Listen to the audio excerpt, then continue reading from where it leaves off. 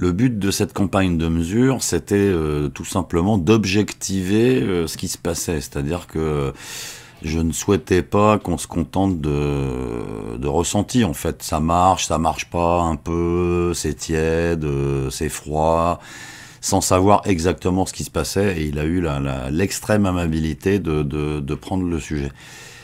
J'ai regardé énormément de vidéos de fabrication de panneaux thermiques à base de canettes de coca ou autre, et on voyait des gens qui faisaient « Ah, c'est super, il y a du soleil, ça chauffe ».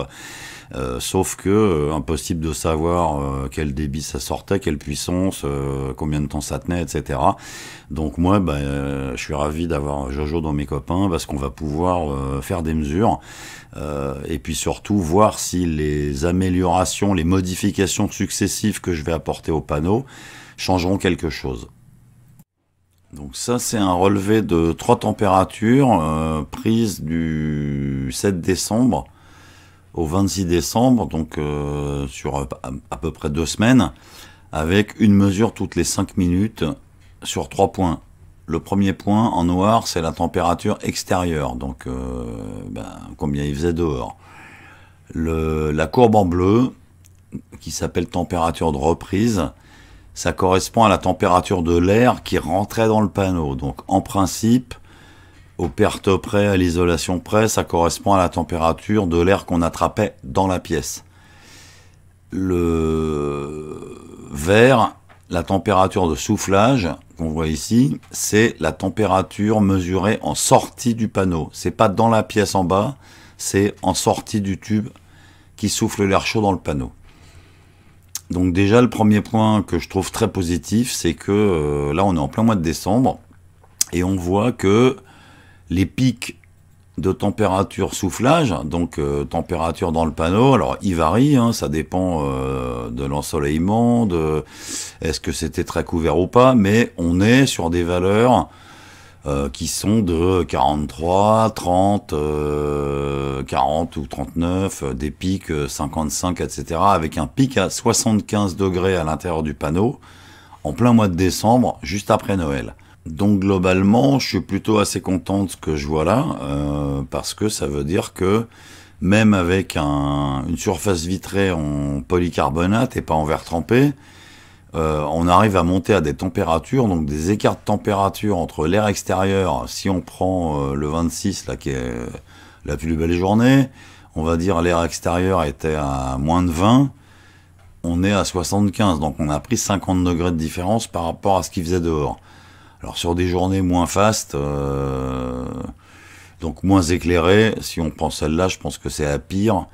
On est en température extérieure à 3 degrés. Il y a eu un pic dans le panneau à 10, 13 degrés peut-être. Mais globalement, dès qu'il y a un petit peu de lumière, et quand il y a beaucoup de lumière, c'est flagrant, le panneau chauffe.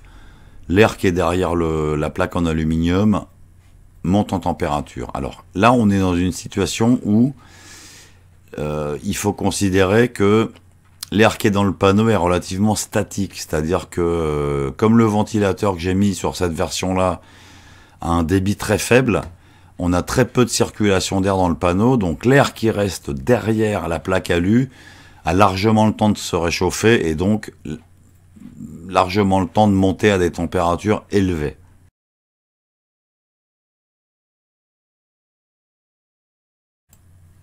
Là, ce qu'on voit, c'est le détail de la journée du 25. Donc cette journée-là, donc là il est midi, hein, donc on était à 10 degrés. Alors c'était une journée d'hiver quand même assez chaude puisque c'est monté à presque 20 l'après-midi. Température extérieure en noir.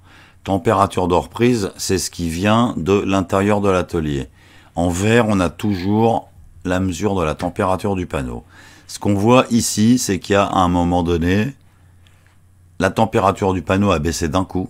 Elle est passée de 65 à 55 degrés. Et en même temps, la température de reprise, donc celle qui venait de l'intérieur de l'atelier, est montée de, on va dire, 13 degrés à 20 degrés en pic. Donc en fait, la différence entre ça et ça correspond normalement à l'élévation de température qu'a subi l'air qui venait de l'intérieur de l'atelier. On a le même phénomène, donc là il est un petit peu avant 14 heures, on a le même phénomène un petit peu après, on voit clairement un pic, l'air qui était à 13 est remonté à quelque chose comme 18 ou simultanément, la température dans le panneau a baissé de 67 à, j'en sais rien, 62 degrés. Ça correspond, c'est ce que mon copain a indiqué ici, probablement au moment où le ventilateur s'est mis en route, c'est-à-dire où le ventilateur a commencé à souffler de l'air qui venait de l'atelier pour le faire passer dans le panneau.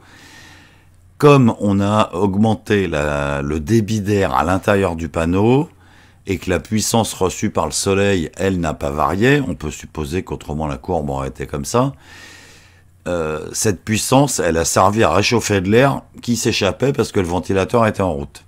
Donc la température de l'air dans le panneau a baissé, mais a permis de réchauffer la température de l'air qui était renvoyée dans l'atelier. On va dire que globalement, ça fonctionne. Alors, il m'a fait un petit calcul, j'ai pas le détail, mais si ça vous intéresse, je lui demanderai, je le publierai.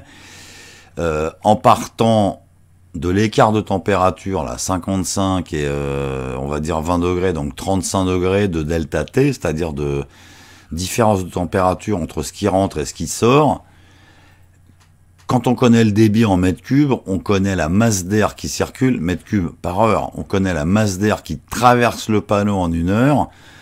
On est capable, connaissant la chaleur spécifique de l'air, de déduire la puissance qui a permis de passer de, on va dire 18 à 55 pendant ce délai. Donc là, on est à 350 watts en supposant que le ventilateur débite 30 mètres cubes heure. Le ventilateur, il débite pas 30 mètres cubes.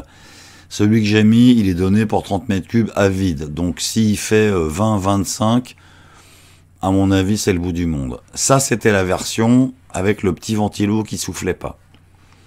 La bonne nouvelle, c'est que j'ai remplacé ce ventilateur par un ventilateur qui débite beaucoup plus et qu'on va refaire une campagne de mesure du même type avec ce nouveau ventilo.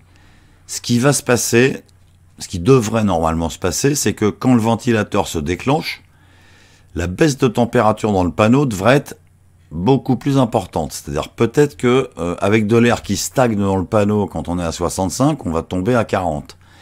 Mais en même temps, on devrait constater une augmentation, j'allais dire presque proportionnelle, de la température soufflée à l'intérieur de la pièce. C'est-à-dire que on va avoir ici un écart de température qui va diminuer, puisque cette température-là va baisser et celle-là va monter. Par contre, comme le débit du panneau sera largement supérieur à 30 mètres cubes, la quantité, la masse d'air qui va circuler va être beaucoup plus importante. Donc, logiquement, la puissance constatée devrait rester plus ou moins la même.